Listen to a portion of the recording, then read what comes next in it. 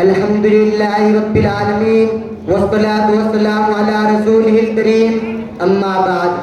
قال الله في القرآن الكريم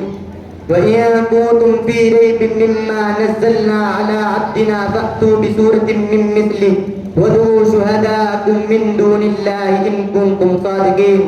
صدق اللہ العظیم۔ مکافانی مکی آنی ازل تیرا ابد تیرا، مکافانی مکی آنی ازل تیرا ابد تیرا،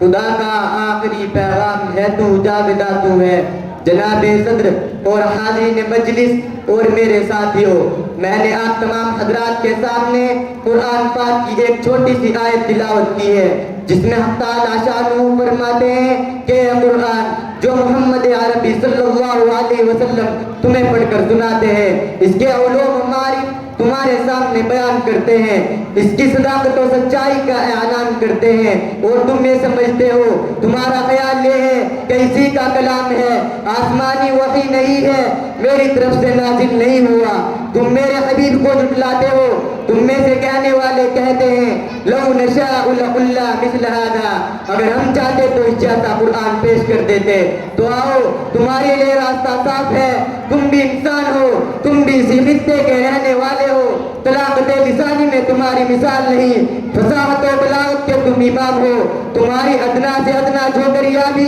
شعراء و ادباء کی مجلسوں میں کھلبلی مچا دیتی ہے۔ تم نظم و نثر کے استاد ہو، ماہر فن ہو، تو اس جیسا قرآن پیش کر دو۔ جناب نبی کریم کی زبان خداوند قدوس نے چیلنج کیا، قل ان اجتمعت الانس والجن على ان يأتون بمثل هذا القرآن لا يأتون بمثله ولو كان بعضهم لبعض ظهيرا، کہ محمد آپ کہہ دیجئے کہ تم یہ کہتے ہو یہ انسان کا کلام ہے، اگر تمام انسان اور جنات اور کائنات کے تمام مخلوق بھی اکٹھا ہو کر اس جیسا قرآن پیش کرنا چاہے تو نہیں کر سکتے، چاہے ایک دوسرے کے حامی و مددگار کیوں نہ بن جائے۔ دوستو، یہ ایک چیلنج تھا، دشمنان اسلام و قرآن کے لیے یہ ایک ضروری موقع تھا، جو اسلام اور پیغمبر اسلام کے خلاف تان و تشنیع کر رہے تھے، جو اسلام کا چہرہ مسخ کرنے کی کوشش کر رہے تھے، وہ میدان میں آتے، اس جیسا قرآن پیش کر کے اس چیلنج کا جواب دیتے اور اس تحریک کو بڑھنے سے پہلے ہی کچل دیتے، لیکن اس چیلنج پر سب کو صاف سونگ گیا۔ ان دشمنان اسلام کے چہروں پر ہوائیاں اڑنے لگی، وہ سب فصیح و بلیغ ماہرین فن زبان دانی میں اپنا جواب نہ رکھنے والے حیرت میں پڑ گئے، ان سب کی زبانیں گنگ ہو گئی۔ پھر حق تعالیٰ شانہ نے وہ نیچے اتر کر فرمایا، اگر تم پورا قرآن پیش نہیں کر سکتے تو اس جیسی 10 صورتیں ہی بنا کر پیش کر دو، اگر تنہا نہیں لا سکتے تو عالمی کانفرنس کر لو، اکیڈمی بنا دو اور تمام حمایتیوں کو بلا کر اس کا جواب پیش کر دو۔ ارشاد فرمایا، ام یقولون افترا قل فأتوا بعشر سور مثله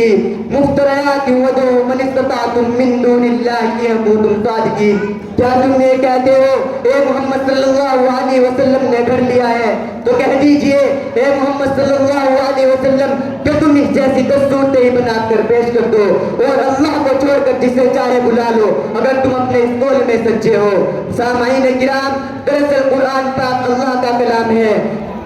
خود نبی صلی اللہ علیہ وسلم بھی اس قسم کا کلام بنا کر پیش نہیں کر سکتے۔ آپ صلی اللہ علیہ وسلم نے کی زبانی کہلوایا ہے، قل ما یکون لی ان ابدلہ من تلقاء نفسی۔